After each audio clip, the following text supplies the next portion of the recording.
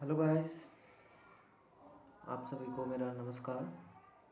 और मुझसे जुड़ने के लिए, मुझे इतना सपोर्ट करने के लिए मैं आपका धन्यवाद करता हूँ। और आज मैं आपको सिलेबस बताने वाला हूँ, रेलवे में टीटीई में जो सिलेबस आएगा। तो आप लोगों की तैयारी जो है वो बहुत अच्छी चल रही होगी और भगवान करेगा कि आप लोग ज़रूर इस बार सक्सेस होगे, आपकी ज्वाइनिंग पक्की होगी। Best of luck. और सिलेबस की बात करते हैं हम, तो सिलेबस कुछ ऐसा नहीं है कि बहुत हार्ड है। आप लोग डरिए मत, बिल्कुल मत डरिए। सिलेबस अगर आप चाहें तो सिर्फ 30 दिन के अंदर सिलेबस को कंटिन्यू, अगर आप घर में बैठ के घर को अंदर से लॉक करके बैठते हैं और 30 दिन तक लगातार कंटिन्यू पढ़ते हैं तो आपका सिलेबस बहुत छोटा है।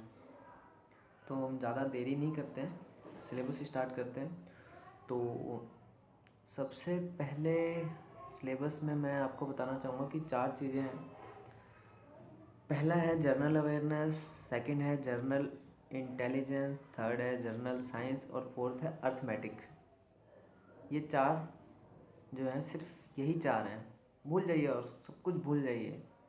हिंदी इंग्लिश जो भी आप क्वेश्चन करते हैं, इंग्लिश आएगा नहीं आएगा, सब कुछ भूल जाइए। सिर्फ इन 4 चीज़ों को याद रखिए: general awareness, general intelligence, general science and arithmetic reasoning. ठीक है दोस्तों, टेंशन लेने वाली बात नहीं है यार, हो जाएगा सिलेक्शन, पक्का होगा, 100% होगा। मेरे साथ बने रहिए, आपका सिलेक्शन पक्का होगा। तो अब बात करते हैं कि जनरल अवेयरनेस के अंदर अंदर क्या आएगा, क्योंकि बच्चे बहुत ही भ्रम में हैं। ऐसे ही कोचिंग में जाते हैं, बहुत सारी किताबें लेते हैं, इतनी मोटी मोटी। देखिए मेरे पास खुद एक ये है, देखिए, एसएससी मैथमेटिक्स। मैं खुद पागल हो गया उसको पढ़ पढ़ के, लेकिन कुछ नहीं है भाई साहब, कुछ नहीं है, ये कुछ नहीं है। तो बात करते हैं जनरल अवेयरनेस की। जनरल अवेयरनेस के अंदर आने क्या वाला है, उसके अंदर करंट अफेयर जो है, इंटरनेशनल और नेशनल आपको पढ़ना है। कैसे पढ़ना है वो मैं आगे बताऊंगा आपको। उसके बाद सेकंड जो है, पहले आप ये नोट करते जाइए, मैं बता रहा हूँ। ये मैं अपने डिस्क्रिप्शन में भी लिखूंगा, अगर वहाँ से नोट करना चाहे तो वहाँ से, और मैं अपने वीडियो में भी बता रहा हूँ, आप नोट करते जाइए। तो सबसे पहला जनरल अवेयरनेस, इसके अंदर क्या आएगा, current and national general awareness आएगी, और फाइनेंशियल एंड इकोनॉमिक न्यूज़ आएगी। आप न्यूज़ रोज़ देखा करिए, न्यूज़ थोड़ा सा ही देखिए लेकिन रोज़ देखिए। और देखिए तो देखिए क्या, DNA, सिर्फ वही शो देखिए, आपका पूरा न्यूज़ का जो भी पोर्शन है वहाँ से आपको पास हो जाएगा। उसके बाद थर्ड आप देखिए अवार्ड एंड ऑनर्स, जो अवार्ड रिसेंटली मिले हैं, दिए गए हैं, उनके बारे में। उसके बाद इन्वेंशन एंड डिस्कवर, ये साइंस का टॉपिक है, इसमें क्या इन्वेंशन हुआ है, किसने क्या खोज करी है, इस पे आएगा क्वेश्चन। और कौन क्या है, रिसेंटली कौन क्या बना है, ये आएगा। स्पोर्ट्स के बारे में कुछ इन्फॉर्मेशन आएगी, और अभी रिसेंटली रियो ओलंपिक हुआ है, तो इस पर तो पक्का क्वेश्चन आएगा। इसके बारे में आप पूरा ही दही बना के दिमाग में डाल लो कि आना आना है, ठीक है। उसके बाद ऑथर्स ऑफ बुक्स, किसने कौन सी बुक लिखी, इम्पोर्टेंट डेट्स, अभी किसकी मृत्यु कौन से दिन हुई, कौन किस दिन जन्मा, क्या था कैसे था, ये डेट्स थी। ज़्यादा नहीं आएगी, एक एक दो दो आती है। और नेशनल एंड इंटरनेशनल ऑर्गेनाइजेशन,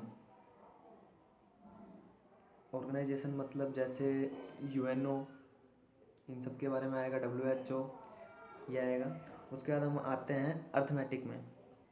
इसके अंदर जो मैथ का पोर्शन है उसमें क्या क्या आता है, उसमें जर्नल मैथ आती है, रेशियो एंड प्रोपोर्शन आता है, HCF LCM आती है, सिंपल अलजेब्रा आता है, फ्रैक्शन आता है, टाइम एंड वर्क आता है, टाइम एंड डिस्टेंस आता है, डेसिमल आता है, मेंसुरेशन आता है, इंटरेस्ट एंड परसेंटेज आता है, बस। और अगर मैथ में आपको इससे भी एडिशनल करना है तो ट्रिग्नोमेट्री, जियोमेट्री, ये दो भी आप कर सकते हैं, ये आपको आगे भी काम देगा। नहीं तो सिर्फ जो रेलवे TTE में है सिर्फ इतना ही आएगा।